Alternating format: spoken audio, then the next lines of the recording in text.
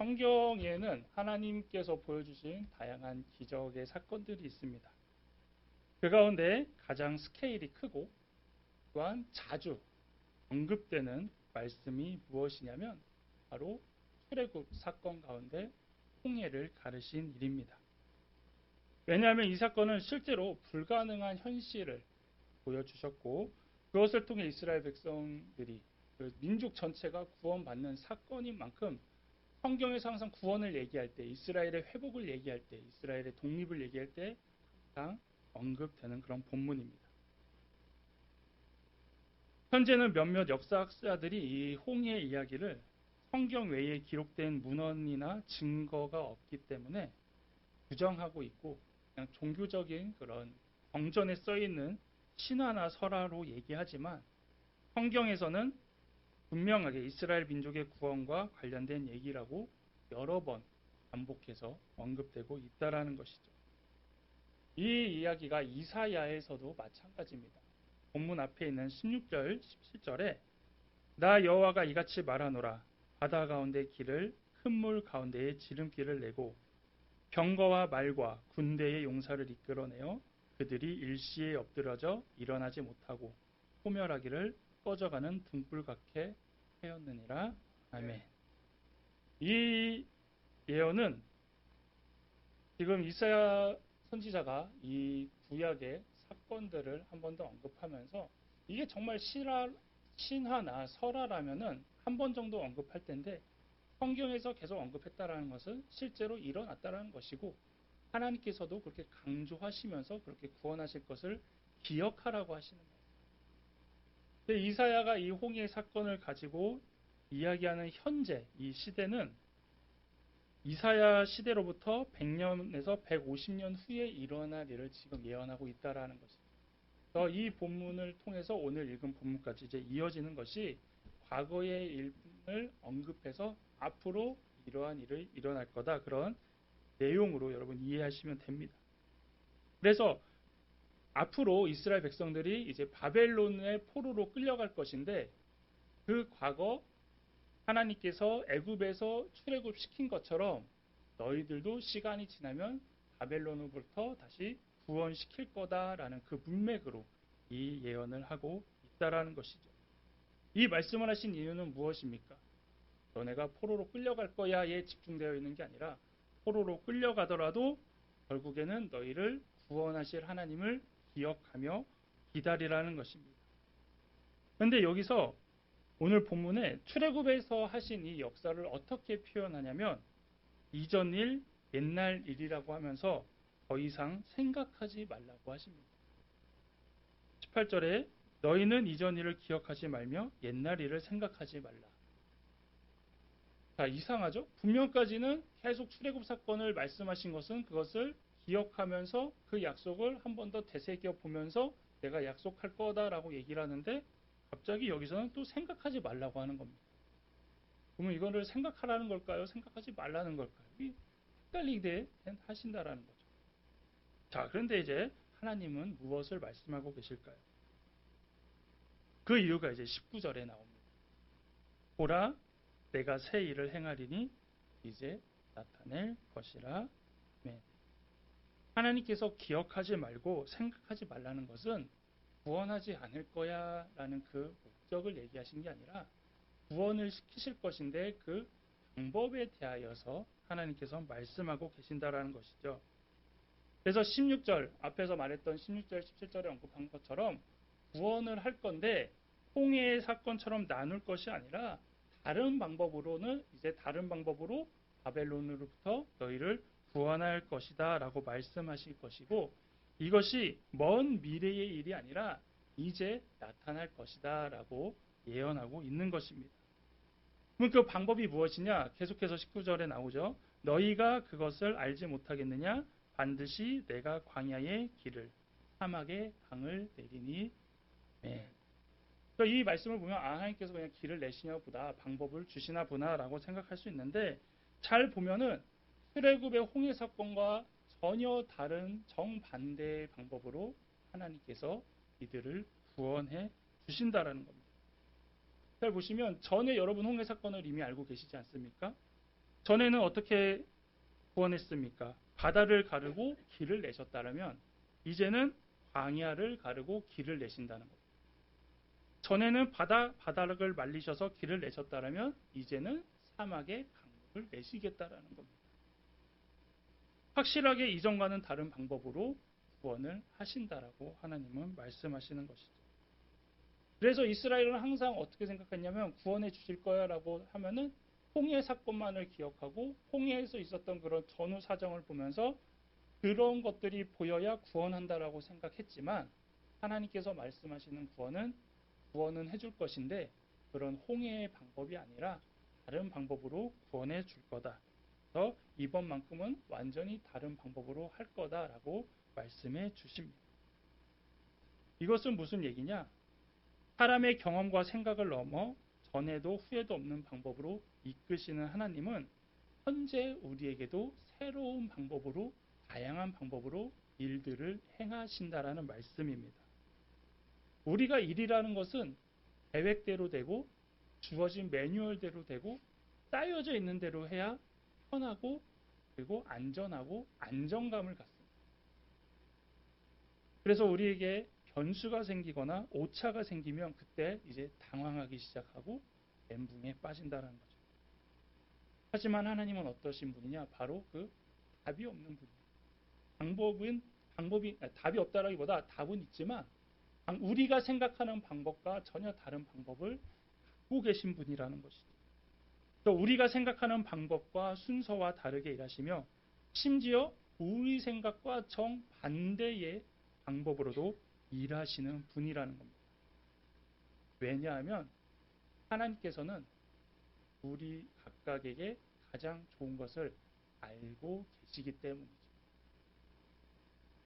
리더십 분야에서 말하기를 리더는 크게 네 가지 눈을 볼 수 있는 사람이 네 가지의 것을 볼 수 있어야 된다고 얘기를 하는데요.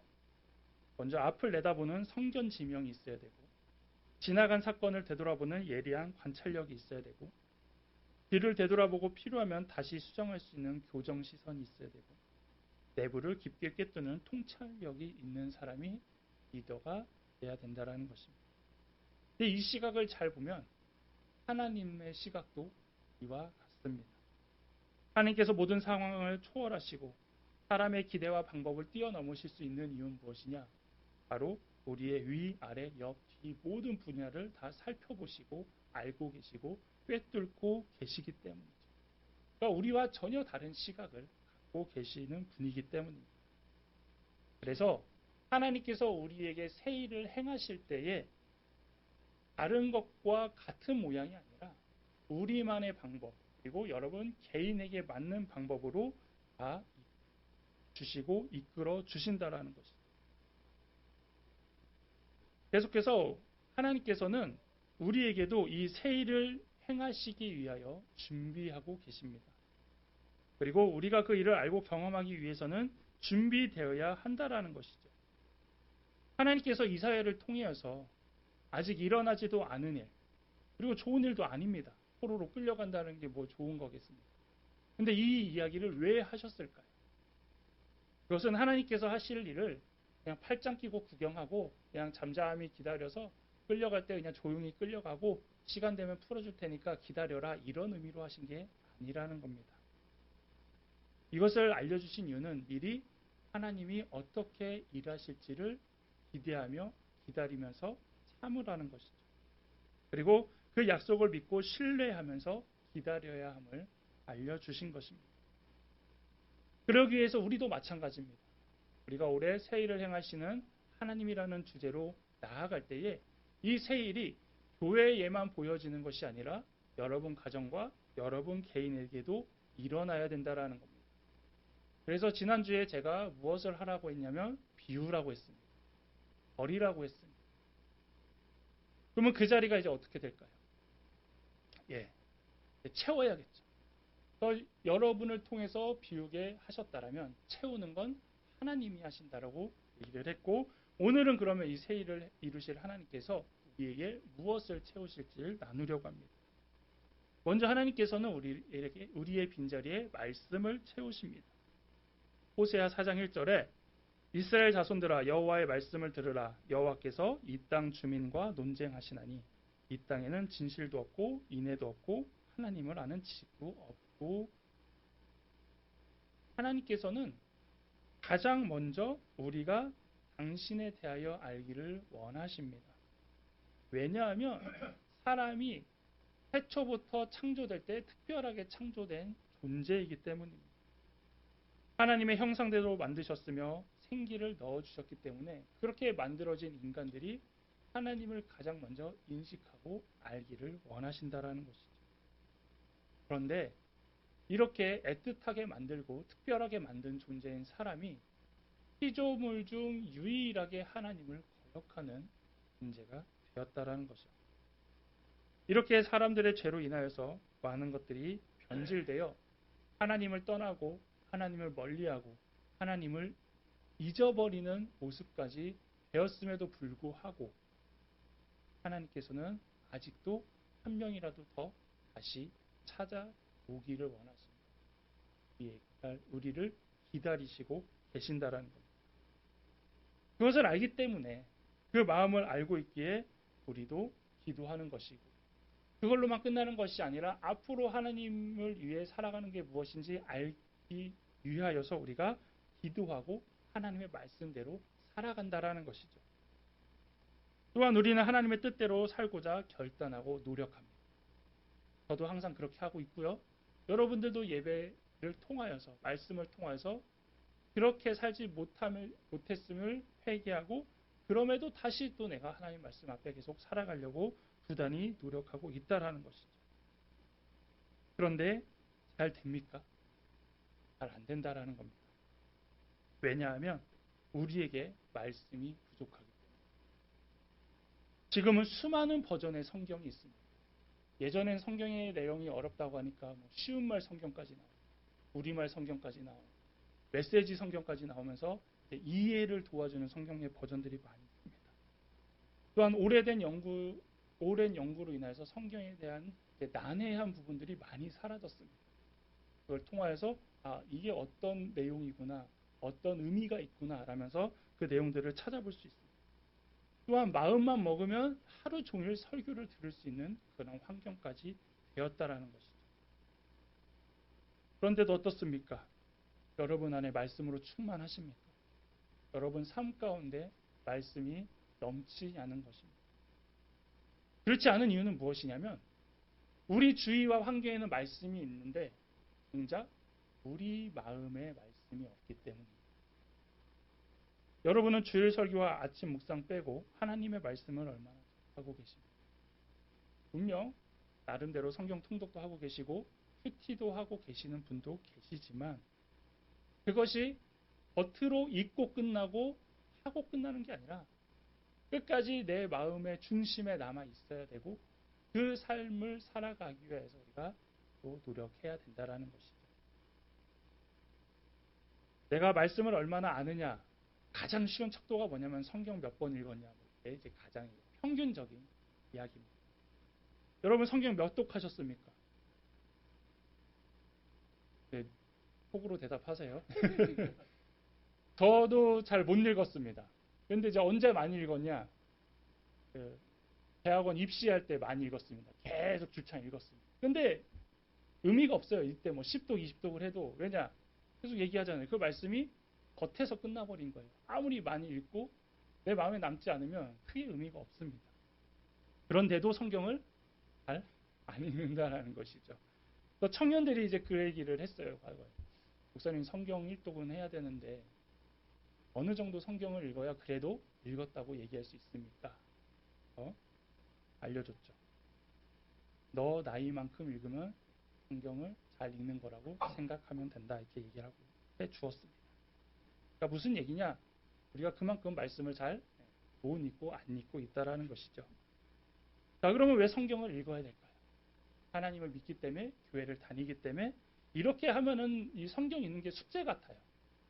좀 되게 힘들어요. 부담이 되죠. 근데 그 목적을 조금 더 다르게 보면 하나님께서 알려주신 것이 바로 성경에 다 있다라는 것입니다.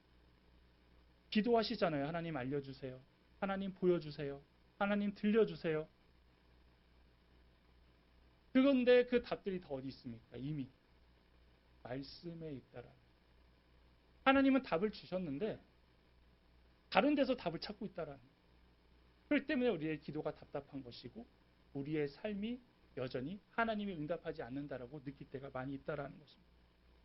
또 하나님의 뜻에 순종한다고 하면서 하나님의 말씀을 읽지 않는 것은 하나님의 말씀을 듣지 않는 것과 결국 같은 의미입니다. 또한 기도도 하고 예배도 드리고 찬양도 하는데 놀랍게도 이것은 말씀이 기초가 되어서 시작되는 모든 것들이라는 것입니다. 말씀이 없는 기도, 말씀이 없는 예배, 말씀이 없는 찬양은 종교 활동이 될 수밖에 없다라는 것입니다. 그래서 우리에게는 하나님께서 꾸준히 말씀으로 채워주고 계시고 우리는 그 말씀으로 채움을 받아야 합니다. 말씀을 읽어야 그리고 그 말씀이 우리 마음에 들어와야 하나님을 알게 된다라는 것이죠.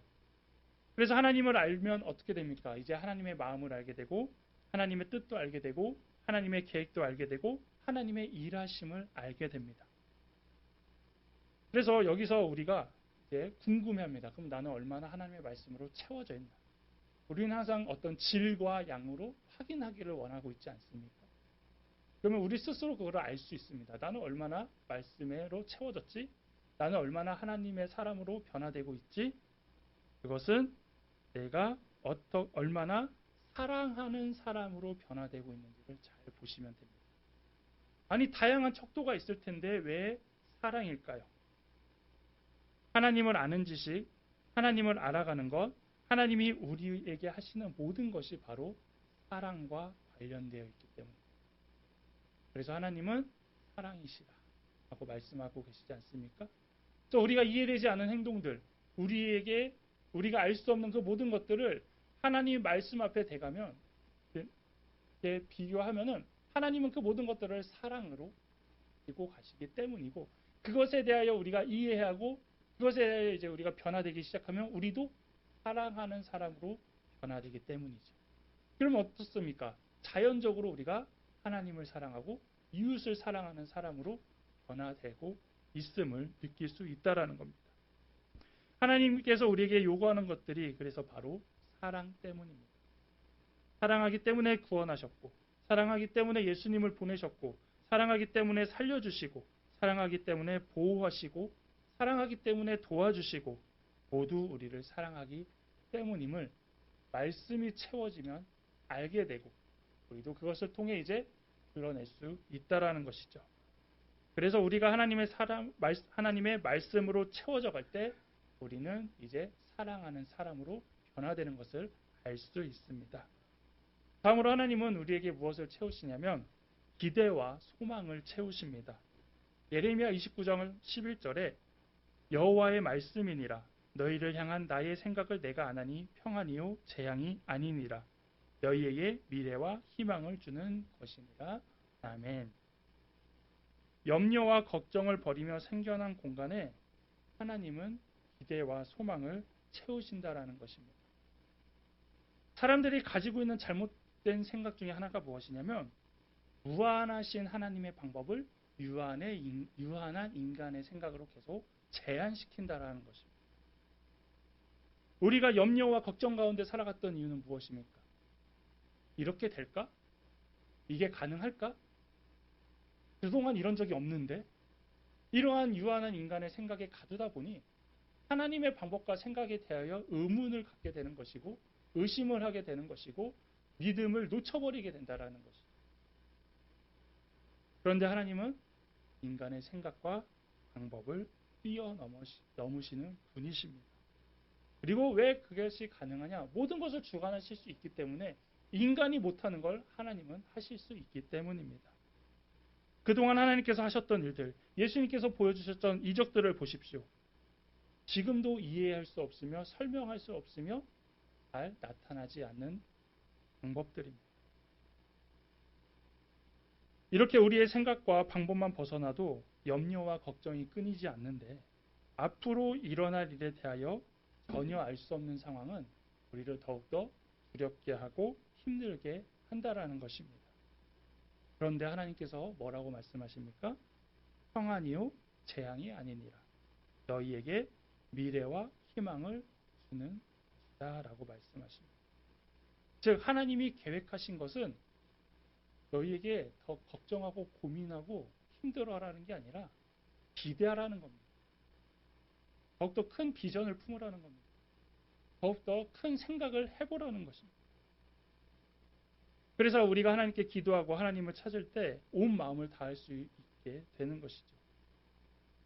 저도 개척을 하고 시간이 이렇게 지나면서 계속 깨닫는 것이 무엇이냐면 교회를 세우는 데는 정말 답이 없구나. 우리가 일반적으로 뭐 교회 개척교회 하면은 일반적인 생각들이 있습니다. 평균치의 생각들. 뭐 어느 지역에서 해야 되고 어떤 공간에서 해야 되고 어떻게 전도해야 되고 뭐 예배는 어떻게 돼 그런 기본적인 것들이 있는데 그것에서 이제 빗나가기 시작하면 걱정을 하는 거예요. 어제 제 아는 친한 형님한테 오랜만에 전화가 왔는데 딱 두 마디 하셨어요. 잘 지내냐는 인사 다음에 아직도 교회 그 자리에 있냐? 네. 그러니까 뭐 특별하게 이전한 게 있냐? 뭐 잘 이루어졌냐? 하고 제일 주위에서 많이 물어보는 게 뭔지 아십니까? 아직도 같이 해? 아직도 같이 해? 이렇게 말을 합니다. 저랑 김 목사님은 전혀 문제가 없거든요. 네. 근데 왜 그런 질문을 들을까요? 저만 들을까요? 김 목사님도 그 얘기를 듣습니다. 왜 그럴까요? 일반적이지 않기 때문에. 특별하잖아요. 여러분은 아시잖아요. 잘하고 있잖아요. 이게 하나님의 방법이라는 거예요. 저희만 협동목회하는 게 아니에요. 옥정에만 가도 제 아는 분은 부부 목사가 협동목회를 합니다. 그러니까 이런 게 벌써 특별하게 느껴지다 보니 저희도 기도하고 이끄신 대로 저희가 다 안내해 드렸잖아요. 저희가 이게 기도하던 중에 준비해서 이게 하게 되었습니다라고 해서 저희는 너무 잘하는데 일반적인 생각과 방법이 다르다 보니까 저게 맞나? 저게 버틸 수 있는 건가? 저게 가능한가? 이런 것들이 있어요. 저희도 다른 교회를 보면 그런 걸 느낄 때가 많이 있습니다. 저렇게 개척을 해도 돼? 저 방법이 맞아? 저희도 다 특별하게 하면서 또 다른 걸 또 특별하게 생각하는 그런 경우도 많이 있다라는 것이죠. 또 이것은 무슨 얘기냐? 교회는 누가 세웁니까? 하나님이 세우시기 때문에 하나님의 방법으로 이끌어 가시고 하나님의 방법으로 간 대로 따라만 가면 되거든요. 그럼에도 불구하고 여전히 교회는 하나님이 아닌 우리가 주인이 되려가고 우리의 방법이 하나님의 방법으로 착각하며 세워져 갈 때, 해 나가려고 할 때 이런 오해를 하게 된다라는 것입니다. 하나님이 세우셨기 때문에 하나님의 방법대로 하십니다. 그리고 계속 하나님의 방법대로 하실 겁니다. 그래서 우리가 교회를 위해 기도하는 이유는 무엇이냐? 내가 다니고 싶은 교회, 내가 원하는 교회, 내가 기뻐하는 교회가 아니라 하나님이 일하시는 것을 이 교회를 통해서 기대하고 경험하고 알기 위해서 다니는 겁니다. 그리고 여러분들이 우리 함께 가는 교회에 동참하신 것도 그것을 경험하시고 또 경험했고 또 기대하기 위해서 이 자리에 함께 계신다라는 것이죠. 여러분 기도할 때 우리 교회도 다른 교회처럼 되게 해주세요. 이렇게 기도하거나 우리 교회가 저 교회처럼 큰 문제가 일어나지 않게 해주세요. 이렇게 기도하신 적 있으세요? 없잖아요. 이게 무슨 얘기입니까? 우리 교회만의 것을 하나님이 갖고 계시기 때문에 우리가 섣불리 감히 우리 마음대로 교회를 이렇게 해달라 저렇게 하지 않게 해달라고 할 수 없다라는 겁니다. 그래서 이 함께 가는 교회도 하나님만 알고 계십니다. 우리도 5년 후에 우리의 모습, 10년 후에 우리의 모습, 저랑 김 목사님 솔직히 잘 모릅니다. 하나님이 어떻게 이끌어 가실지 모릅니다. 그러나 우리는 무엇을 믿고 따라갑니까? 결국 모든 것을 하나님이 하실 것이고 그에 따라 우리는 순종하며 따라만 가면 된다라는 그 마음을 갖고 목회를 하고 있는 것입니다. 또 이것은 목사의 입장이 아닌 또 성도와 함께 같이 공동체로서 그것을 바라보며 가고 있다라는 것입니다. 그래서 이렇게 하나님께서 주신 기대와 소망을 가지고 기도할 때 우리는 교회뿐 아니라 여러분의 가정과 여러분의 개인까지도 변화시키고 새로운 일들을 이루신다라는 것이죠. 올 한 해에도 여러분 다양한 계획과 목적을 세우셨을 때에 여기에 덧붙여 오늘 말씀대로 하나님께서 개인과 교회에서 이루실 새 일까지도 기대하는 한 해가 되셨으면 합니다. 우리 교회도 목회 계획은 세웠습니다. 1월에 뭐가 있고 2월에 뭐가 있고 이렇게 다 나름의 계획들을 세웠지만 그 길을 인도하시는 분은 하나님이시기 때문에 그동안 지켜왔던 절기와 정기적인 행사도 올해는 또 어떻게 하나님께서 이끄실지 기대할 수 있다라는 것이죠. 또한 새롭게 시작되는 모임과 그 시간들을 기대하시고 더 나아가 여러분의 신앙의 성장과 교회의 지경을 위하여 기대하시면서 또 기도할 때에 이 새일을 위해 일하시는 하나님의 말씀과 또한 그 소망들을 채워가는 올 한 해 되기를 바라겠습니다.